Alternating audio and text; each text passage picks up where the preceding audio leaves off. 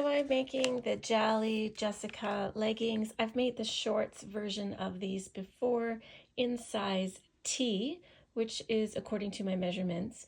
There is some reports online that these leggings do fit a little bit small. However, the stretch in this fabric is 75% lengthwise, 50% widthwise. The pattern does call for 50% four-way stretch. So I'm hoping that this will fit. The shorts I made in size T do fit really well, and that's made with angel skin from Discovery Fabric, which has 75% stretch both ways. This fabric is a little bit heavier, but I'm going to give it a go, and if they're a little bit too tight, I'll just add a panel into that front seam here on both sides. I'll add a panel in. This fabric is 61 inches wide, and I've got this pattern in less than 1 meter, but I would buy 1 meter of fabric to do it, and that's without color blocking. Some things to note with the waistband, the point is the back, and one side is a little bit longer than the other. The side that's longer goes to the back. I have on the calf piece, because I know I have a muscular calf, I've extended this a little bit and kind of curved this edge in back down to the original seam line. So I will have to ease this edge into that whole other side. And this looks a little bit short to me, but I can always add a cuff if needed for length. So I'm going to get going on this. When you're preparing to do this pattern, one thing to realize is that you do need to use a stretch needle. So it either can be a jersey needle, it might say stretch. All I have around right now is this jersey needle. It's a size 70. I would also use a stretch needle size 80 for the type of fabric I'm using. My fabric is from Discovery Fabrics on Vancouver Island, and it's the yoga stretch fabric. It's quite meaty, but it has a lot of stretch, and it's a really good quality fabric.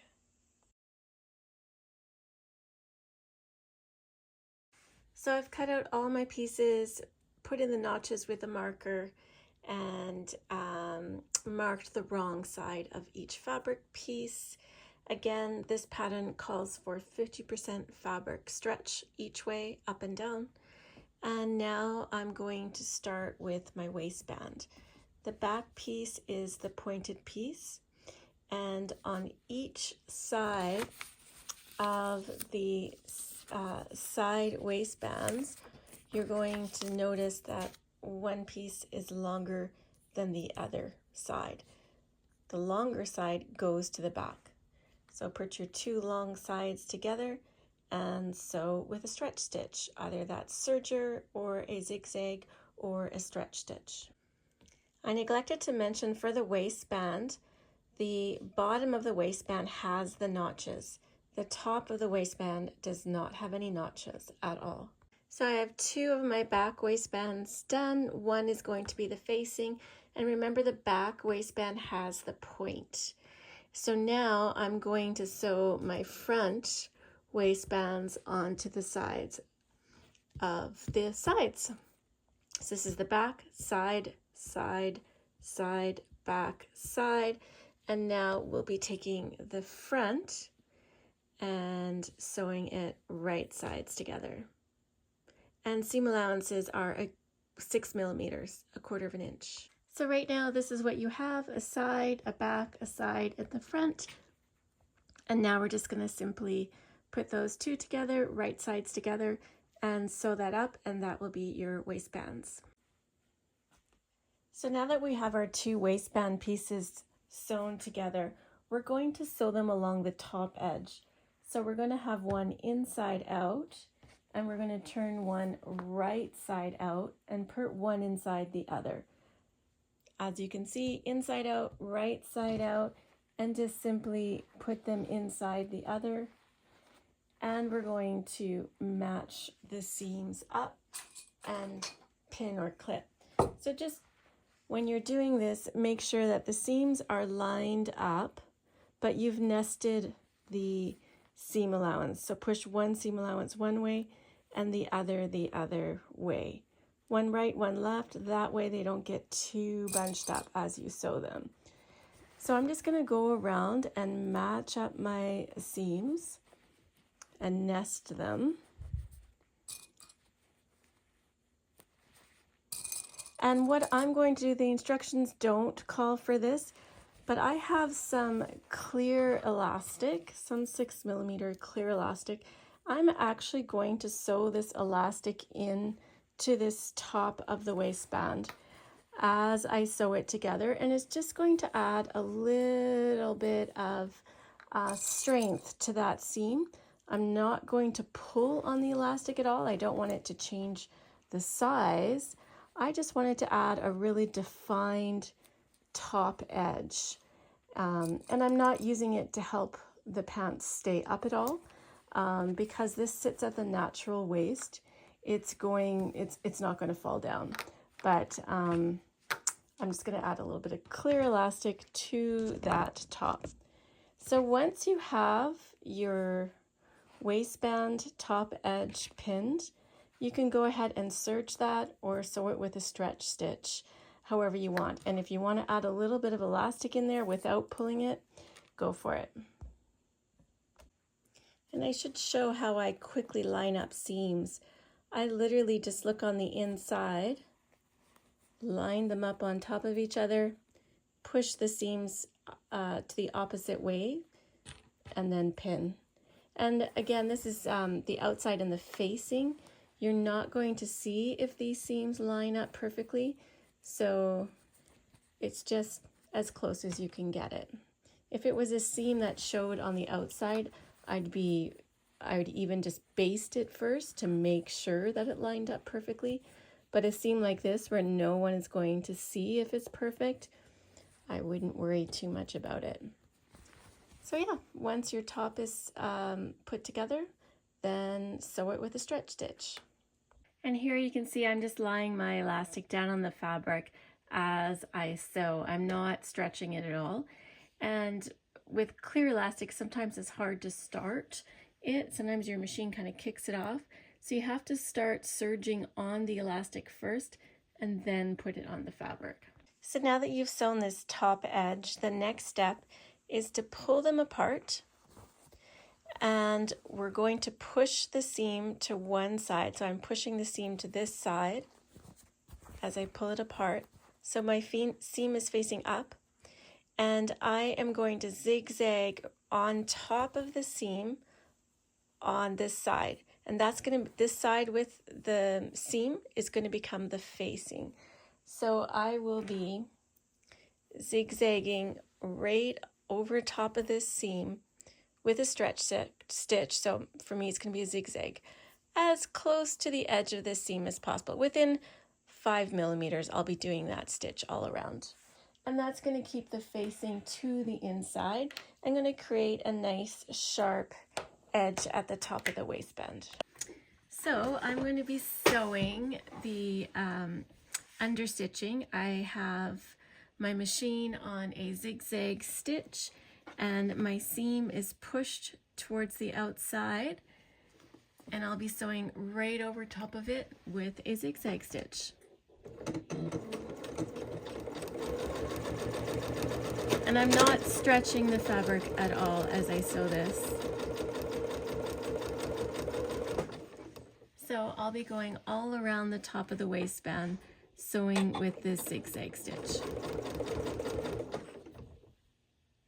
So you can see I've gone all the way around the top of my waistband, and now when I fold that under and we create the top of the waistband, you'll have a nice clean edge there, and it will stay in towards the inside. So we're going to next put our two pieces together at the bottom edge, and we're simply going to go around the bottom edge with a basting stitch. Make sure that you've lined up the back pieces where the point is, because we really want those points to stay together. So just go around the entire waistband, again pinning it, nesting your seam allowances as much as you can, and we're simply going to baste it with a 5mm or a long straight stitch. Just baste those ends together all the way around, and that's going to make it easier to sew when we sew the pant onto the waistband. So I've pinned all my seams together, nesting them, and now I'm just going to sew with a straight stitch all the way around the bottom of the waistband to keep the two pieces together and lined up. If you're concerned about doing a straight stitch with your basting, you can just baste over the seams if you like, and just do that rather than baste the whole thing, but make sure you have basted this point together. And after doing that, you can set aside the waistband for now. Next step is working on the pocket. So the first step is to take your pocket piece. Your pocket is piece C, and you want to lay the mirror images of each other right side up. So you should have a right and a left side. And the first step is taking the top edge and folding it to the wrong side at 2 centimeters. So you want to have a 2 centimeter fold over, and you're either going to zigzag this or take a twin needle and stitch it that way, or a cover stitch. So fold over to the wrong side at 2 centimeters and zigzag. So I've just taken a ruler at the 2 centimeter mark, and I've just marked in my 2 centimeters. You can see my line here. So I'm just going to fold that over to the wrong side and zigzag. So after taking your pocket piece and sewing it to the wrong side at the 2 centimeter mark, you're going to lay out your pockets mirror image to each other, and your piece B, this is your side piece, and you're going to lay those mirror images to each other right side up, and your pockets are going to be right side up, and then you're going to align them. So simply align them at the bottom like that. And what you're going to do next is you're going to pin the sides, and you're going to baste the side seams down. So that's the next step, is baste your side seams. So what you'll have is your side piece right side up and your pocket piece right side up. And also remember, there's notches on each side. There's a notch here and a notch down here to line up. So I'm going to take it to the machine and baste the sides down at a 5mm straight stitch. So once you've basted down the sides, and you can baste down the angled side here, it's time to draw a line in for where you want the bottom of the pocket to be. Now I did mine 8 inches from the top of the pocket, and that holds a large cell phone. So I did 8 inches to the top, which brings me down to here. You can do whatever length of pocket you want. So now we're finished with the pockets. The next step is sewing your back piece to your pocket piece. So your back piece is piece number E for echo. So we'll sew those right sides together. And so the long edge goes on the long edge here. So right sides together, just like that, and there is a notch here to line up. And remember, you're going to have mirror images. So this is what you should have. The back piece is slightly longer than the side piece. You will kind of have to ease it in. Make sure your notches line up, the tops line up, and the bottoms line up. So we have our pocket piece and our back piece, and the next step is sewing the calf piece down this long angular edge. I don't remember the pattern number for the calf piece, but it is this one. So we will be sewing that to this edge. Make sure you have the right piece to the right piece. So right sides together, it should look like this. So match up you should have a notch down here. Match up your notch and sew this long edge with a stretch stitch. So when you've pinned your calf to your leg, this is what it should look like.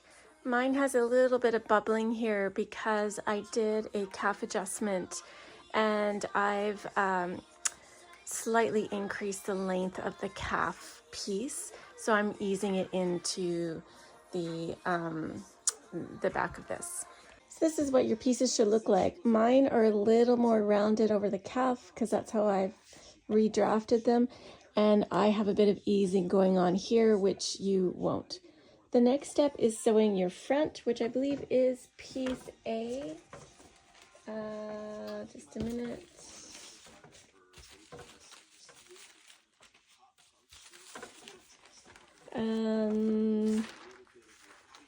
I'm not sure what piece it is, but it's your long piece, and we're going to be sewing it, attaching it to the side with the pocket, the long straight edge here. So this is what you should have, is that long edge pinned together, and now we'll sew that with a stretch stitch. So your leg should be constructed.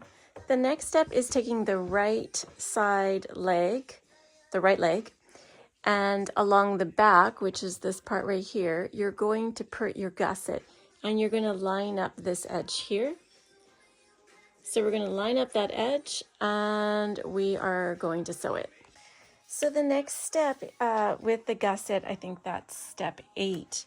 It says pin gusset to right back crotch and stitch, going further than the point of the gusset. If I get a close up here, they're stitching along here and they're extending that stitch line by about 1 centimeter. With this crotch seam, the first one, you can sew with a straight stitch because you will be sewing over it again. And what you want to do is you want to clip into the seam allowance just at the tip of the gusset. So as they say right here in step 9, just clip into the seam allowance at the top of the gusset. So the gusset, applying the gusset can be a little tricky if you haven't done this method before. So just make sure that you're paying attention how you sew up this back crotch seam. And that is the next step, is we're going to take the left leg, right sides together. And I know your first thought is to sew it up like this, but don't, because if you do that, your gusset piece is going to end up flapping around. So what you need to do is put them right sides together and you sew from here to here, but bring out that gusset piece like that, and you're going to sew along the other side of the gusset. So from the other side of the gusset up. So I hope that's clear. Lay your gusset piece out like that, and then sew this, starting from the other side of the gusset, following it all the way up. This last seam that we just sewed is a little bit tricky to sew. If you want to just baste it in first, certainly do that, and then you can go behind that and sew in a stretch stitch, either serger, overlock, or a stretch stitch. But this is what you should have. Now what you can do is you can, with a straight or a stretch stitch, whether that's a zigzag or your stretch stitch on your sewing machine, you can just go over this seam allowance on either side to keep the seam allowance flat in that area. And as you can see, it says bring gusset seam allowances towards the back pieces and top stitch with a zigzag stitch. So that's what they're talking about, is just making it flat.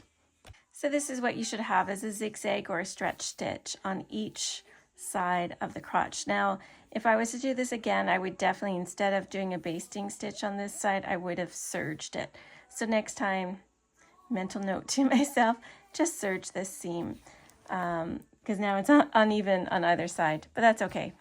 No one's going to see it. Next step is step 13 in the instructions, and we're going to be sewing the short front crotch seam. So right sides together, sewing with your serger or a stretch stitch. Don't forget to match your notches. So sewing this short seam here, which in the instructions is this area right here. Right sides together. So we've already formed our waistband, but the next step is adding with a stretch stitch, a zigzag, a reinforcing line along the back of the pants. And I know when we were making the band, the waistband, my apologies, it does say to add an elastic in the top edge there. I didn't think these instructions had that, but it definitely does, and it's definitely a good idea. If you haven't added the elastic, you can do that now. You can just sew it right over top of your serging stitches. So step 28 is adding this reinforcing line here. So here is on my back crotch seam.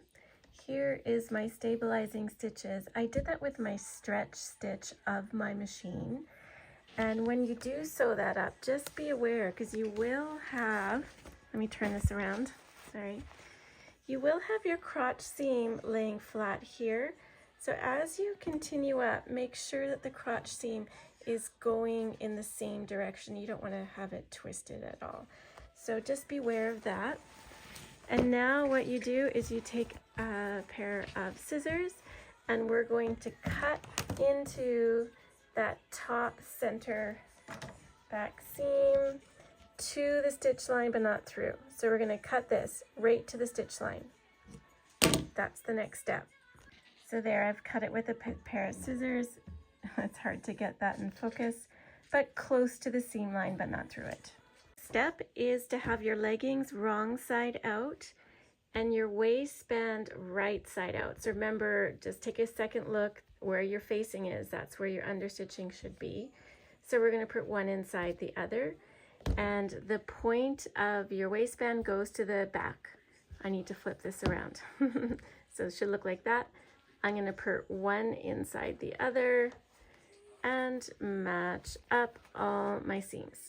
So I would say if there's anywhere in this whole legging that you really want to slow down, it's at the waistband. It's a very prominent, visible part of the leggings.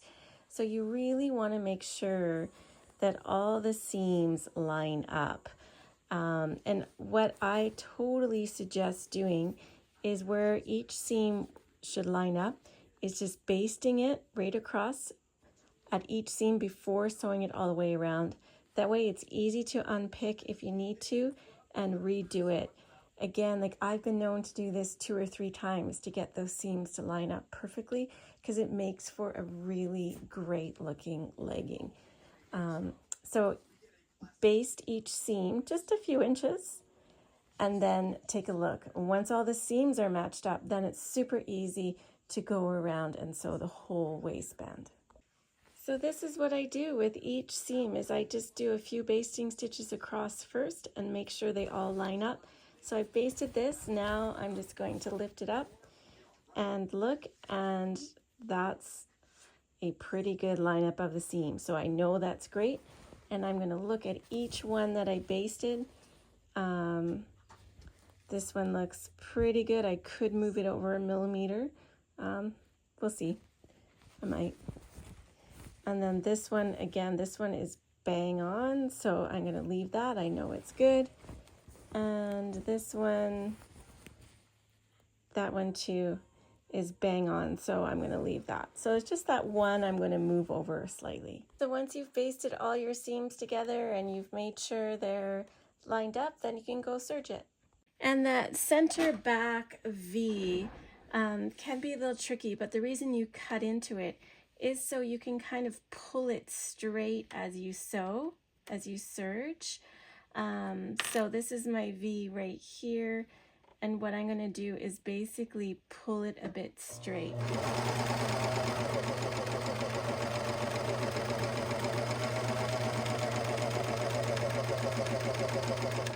So that helps me sew the center back. Now I know some of these waist seams can be bulky where there's 3 layers of fabric, and sergers technically or traditionally, have problems going over bulky areas, so just take it slow. And then my other tip for you is I don't use fray check to finish off my serging seams. What I do is I go to my regular sewing machine and just zigzag over where I stopped and started, and that keeps my seam in place, and it's much faster than trying to feed the excess thread through the loopers or using fray check. So your next step is putting the inseam right sides together and pinning it all the way down both legs. And you can start at the base of one leg and sew up across the crotch seam and all the way down the other. Remember, on your gusset there is a mark, and that is the center of the gusset, matches the center seam of the crotch. So that's the next step, is sew up the inseam. There is a bit of easing that needs to happen between the notches. So remember, when you're serging or stitching, to pull on the side that is shorter than the other side. So I have my inseam all pinned up, and what I'm going to do, because I haven't made the whole pants, I've made the shorts version, or I've created shorts from this pattern, I'm actually just going to baste this seam first, because I may find I might want to add a strip of fabric along that seam if the leggings are too small. I have read online in reviews that this pattern seems to fit a little bit small, so hence I'm just going to do a basting stitch. It's easy to tear out, it only takes a minute, and it's well worth it rather than a stretch stitch, which would be a pain in the butt to take out. So I'm basting these first, but you can choose to do whatever you like. So I've basted just the one leg so I can try it on, and as you can see in the upper thigh, there is a fair amount of easing that does take place in the pattern, and that's pretty normal for your front thigh to have a little bit of easing to the back.